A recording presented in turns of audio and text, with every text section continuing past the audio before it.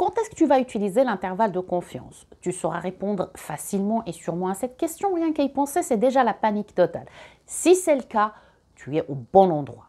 Sur cette chaîne, tu vas toujours trouver d'abord le pourquoi, ensuite les formules. Ce qui fait, abonne-toi tout de suite. Car j'ai constaté que chez beaucoup de mes étudiants, le côté un petit peu abstrait des mathématiques et des statistiques les empêchait d'avoir l'utilité et la puissance de ces outils. Que ce soit pour une prise de décision éclairée ou informée, que ce soit pour le business ou pour tout autre domaine. D'ailleurs, c'est la raison principale qui m'a amené à mettre en place le site amoilestat.ch qui est conçu sur le même principe. D'abord le sens, ensuite les formules. Va jeter un coup d'œil, je t'ai mis le lien dans le descriptif, tu vas trouver du contenu gratuit, tu vas trouver également des offres. Si rien ne te convient, contacte-moi et certainement je ne vais pas te laisser tomber. On commence à répondre à notre question. Alors, l'intervalle de confiance. Déjà dans le mot intervalle, il y a quand même une plage, c'est-à-dire je m'attends à avoir une plage. Et de confiance. Donc, confiance, ici, ça amène à ce que j'aurai une certaine confiance pour cet intervalle-là. Alors, généralement, quand on veut estimer un paramètre de la population, que ce soit la moyenne ou la proportion, rarement la variance, mais ça peut arriver, on n'a pas à disposition toute la population. Que ça soit par son nombre ou aussi par le coût. Et souvent, on n'a ni l'un ni l'autre. Hein? Donc, qu'est-ce qu'on va faire? On va partir d'un échantillon, de la population bien sûr d'intérêt. On va estimer notre paramètre d'intérêt et on va l'extrapoler vers la population. Alors, il y a des conditions quand même pour pouvoir faire cette extrapolation vers la population. D'abord, la distribution doit suivre une loi normale. Parce que, tout simplement, pour avoir la caractéristique qu'on cherche, elle existe réellement ou potentiellement dans la population. Si tu as juste entendu parler de la loi normale, mais tu ne sais pas vraiment à quoi correspond exactement, va jeter un coup d'œil sur le lien qui apparaît en haut. J'ai mis une vidéo là qui l'explique simplement et clairement. Et ensuite, reviens. Donc, si je prends un contexte, supposons que j'aimerais estimer la moyenne du budget que les étudiants consacrent à leur repas de midi, et bien tout simplement, je vais interroger un échantillon de 50 étudiants et je vais calculer la moyenne de cet échantillon-là. Et à partir de là, je peux extrapoler vers la population. Donc, l'intervalle de confiance, il se construit simplement de cette façon-là. Tu as la moyenne de l'échantillon, elle est au centre, donc il est centré sur la moyenne de l'échantillon. Et tu as la borne inférieure, tu enlèves la marge d'erreur, tu obtiens la borne inférieure, tu rajoutes la marge d'erreur et tu obtiens la borne supérieure. Maintenant, comment on va faire pour calculer justement cette marge-là? Ça dépend de ton contexte en fait. Donc, si tu as la variance population, elle est connue, ce qui n'est pas souvent le cas.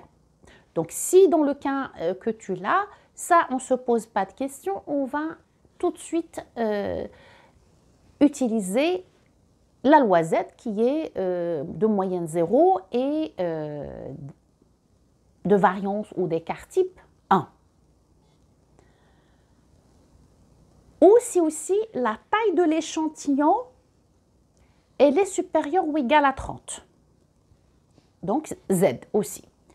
Par contre, si ta variance, elle est inconnue, c'est-à-dire la variance population, elle est inconnue, et que tu as une petite taille d'échantillon. Ça veut dire quoi une petite taille d'échantillon? Ça veut dire qu'elle est strictement inférieure à 30.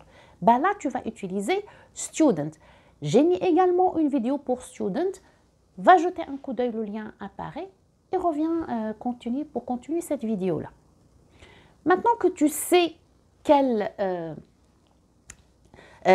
loi tu vas utiliser, c'est-à-dire pour déterminer le seuil critique, eh ben, tu passes au calcul de ton intervalle de confiance. On va prendre notre cas. Nous, on a la moyenne, elle est de 13,2 francs et avec un écart type de 4,3 francs. Donc, on va faire la moyenne. Pour la borne inférieure, on va faire moins. Donc, la marge d'erreur, c'est le seuil critique. Donc, ici, Z alpha sur 2, qui est égal à 1,96, puisqu'on a pris 5%. Si jamais tu veux savoir pourquoi souvent on prend un risque d'erreur de 5%, là aussi, j'ai mis une vidéo qui va te répondre. Je vais juste le rappeler ici pour notre intervalle de confiance, 5%. Donc, l'erreur de 5%, elle correspond à la probabilité que l'intervalle qu'on trouve ne couvre pas le paramètre qu'on cherche. En l'occurrence ici, c'est la moyenne. Et multiplié par S sur racine de n, juste une précision, S sur racine de n, il correspond à l'erreur standard. Et quand tu le multiplies par le seuil critique, ben, il devient la marge d'erreur. Donc, tu fais ce calcul-là avec moins et avec plus et tu obtiens ton intervalle de confiance qui est de 12,14 à 14,46. Comme j'ai dit, donc ça c'est théoriquement, mais dans la loi de Student, quand le degré de liberté il devient grand, ben, la loi Student elle tend vers la loi normale. Et on va le vérifier ici, juste pour voir vraiment qu'est-ce qui se passe si on utilisait la loi Student à la place de la loi normale. Donc, on va garder la même chose, la moyenne, elle reste. La seule différence, elle va être dans le seuil critique. Au lieu de Z alpha sur 2, tu vas prendre T de alpha sur 2 avec le degré de liberté n-1.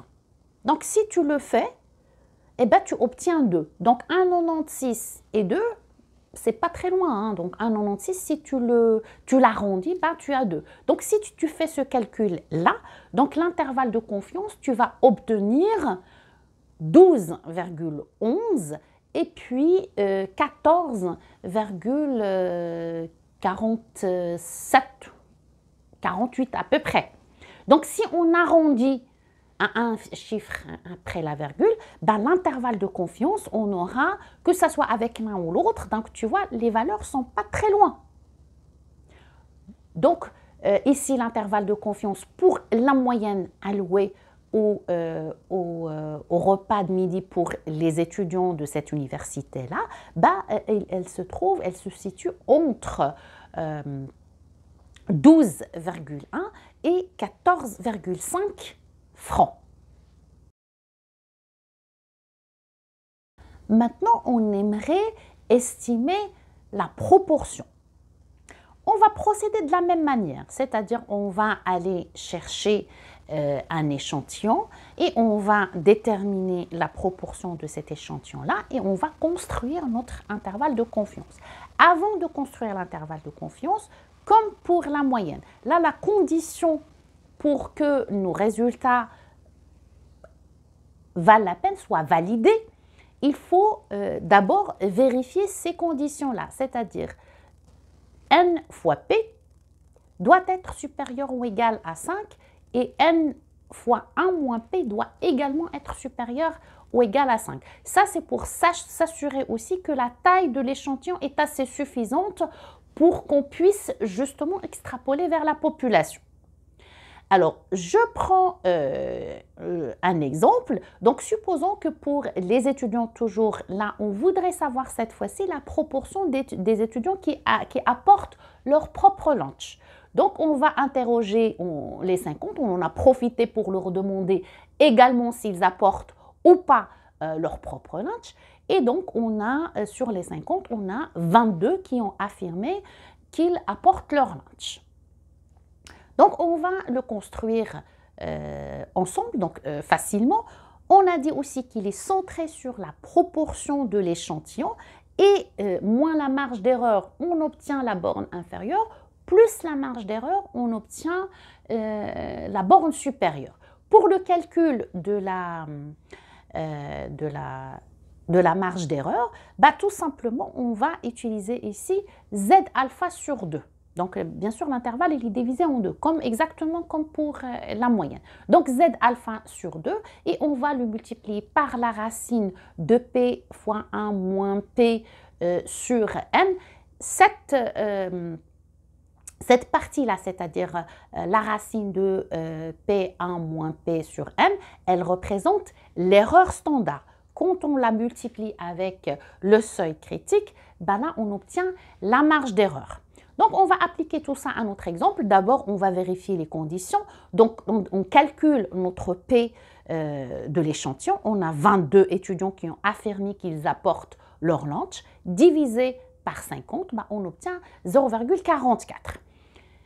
Et on doit d'abord vérifier les conditions. N fois P, donc 0,44 fois 50, ben, on obtient 22. Et puis, N fois 1 moins P, ben, on obtient 28. Donc, la condition, elle est satisfaite. Maintenant, on peut passer au calcul de notre intervalle de confiance. Donc, la proportion de l'échantillon 0,44. Donc, pour la borne inférieure, on va faire moins. On va calculer d'abord la marge d'erreur. La marge d'erreur, Z alpha sur 2, on est à 5%, donc c'est 1,96. On multiplie par la racine de P, donc 0,44 fois 1 moins 0,44 divisé par 50.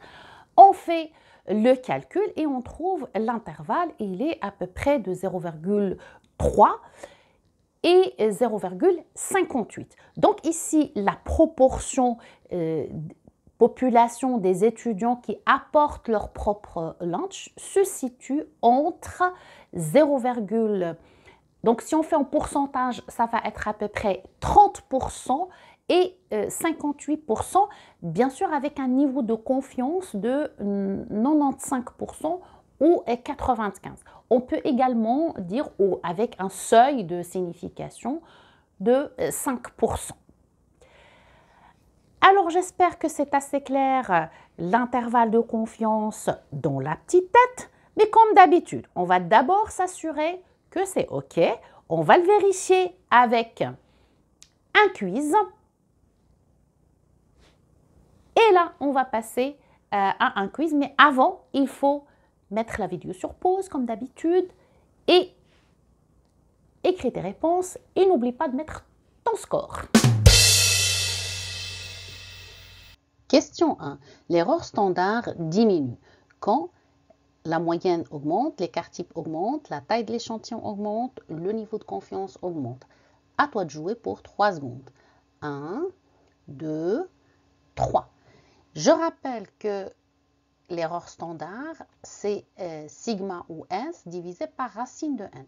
Donc, si tu veux qu'elle diminue, eh ben, il faut que la taille de l'échantillon ici, elle augmente. Donc, c'est la réponse C. Question 2. La marge d'erreur pour une moyenne dépend de la moyenne observée, l'écart type seulement, le niveau de confiance, l'erreur standard, la taille de l'échantillon. À toi de jouer et pour 3 secondes. 1, 2, 3. Ben, la marge d'erreur, c'est lorsque tu multiplies l'erreur standard par le seuil critique. Donc, qui va dépendre de la statistique que tu utilises, enfin la loi que tu utilises, soit Z alpha sur 2 ou T alpha sur 2 N-1. Donc, comme tu peux le constater ici, La marge d'erreur, elle dépend du niveau de signification ou l'erreur alpha, qui bien sûr, elle est en fonction du niveau de confiance, qui est égal à 1 moins le niveau de confiance. Donc là, elle va dépendre d'abord de ça, okay, de le niveau de confiance. L'écart type, donc ici sigma ou S, mais ici la proposition, l'écart type seulement. Elle ne dépend pas uniquement ou seulement de l'écart type. La moyenne observée, ben non, parce qu'on n'a pas du tout, elle ne dépend pas du tout de la moyenne observée. L'erreur standard, oui, je viens de le dire, donc oui. Et bien sûr, la taille de l'échantillon. Donc, les réponses sont C, D et E. La question 3. Un échantillon de 36 participants à un concours, la moyenne des scores est de 80 avec un écart type de 12. On suppose que la distribution des scores suit une loi normale, calculée à 99%, puis à 95% la moyenne des scores. Et là, tu vas les arrondir à un entier, c'est-à-dire il n'y a pas de virgule, dans la population. Ensuite, compare les deux IC.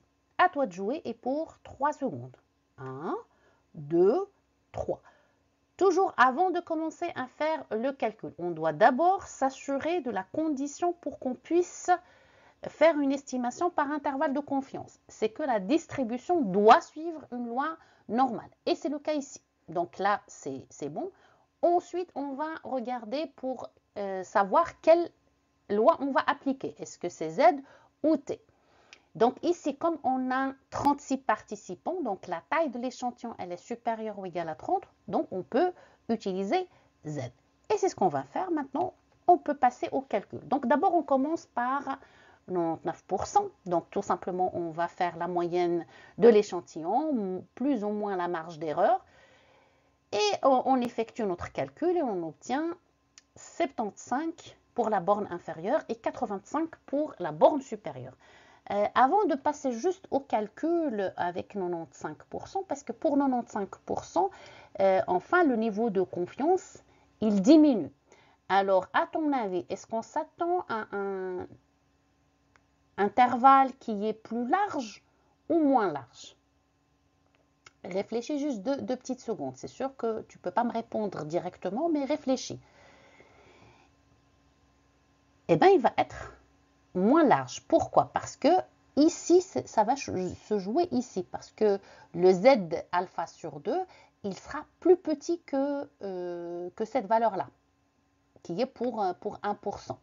D'accord? Donc ici, la marge d'erreur, elle sera plus petite. D'accord?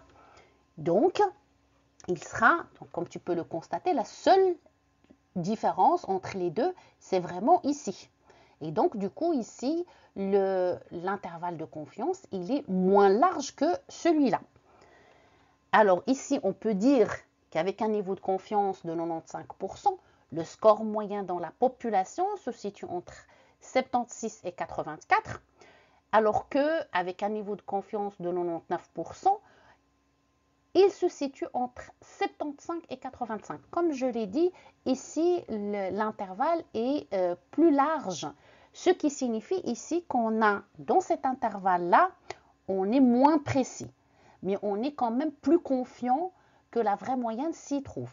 Alors qu'ici, on est plus précis, mais on a quand même plus de risques que la moyenne qu'on cherche, la vraie moyenne population, ne s'y trouve pas.